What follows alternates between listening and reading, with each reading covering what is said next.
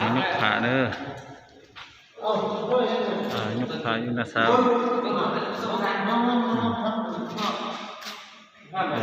เอาบุญพี่น้อง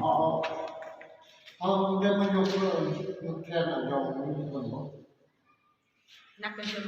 เอานี่ลงก่อนกันก่อนโอ้ยนักบันไดกล้ากันมาขึ้นไปกันยังขึ้นเลยเดี๋ยวเลยห้องมือกันแม่ผ่านมาพี่มันคมเลยหันใส่กันยกขาเด้อมันโกงคนดังไหน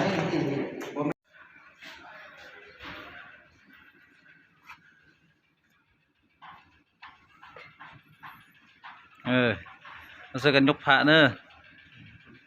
จุ่มพระใส่กันง่ายพระลงง่ายไปไว้สิง่ายไปไว้สิบ่มีบุญบ่ได้ยกเลยบ่ได้ยก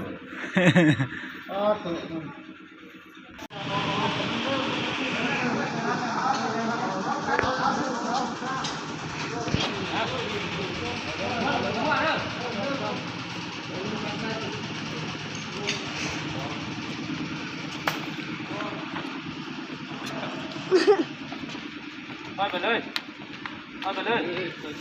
ถ่ายงามๆเลยเตรียมเลยไปทางด้านเอาละ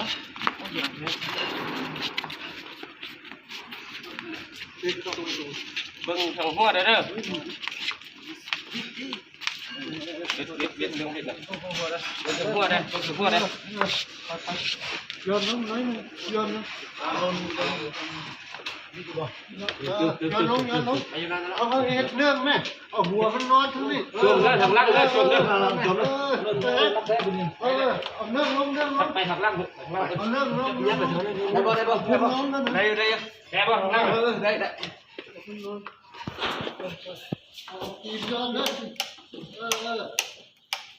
เขาอะไรเนี่ยไปสินี่ไปเลยสิจะออกคนนั้นไปเลยซื้อนะนี่เข้าเลยทา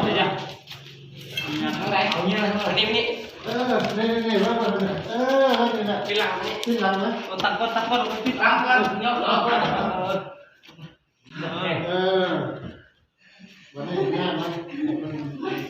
โอ้ยแต่ยกพระเจ้าดีนั่งจะแก้วเลยแค่แล้วเนาะดีเด้อ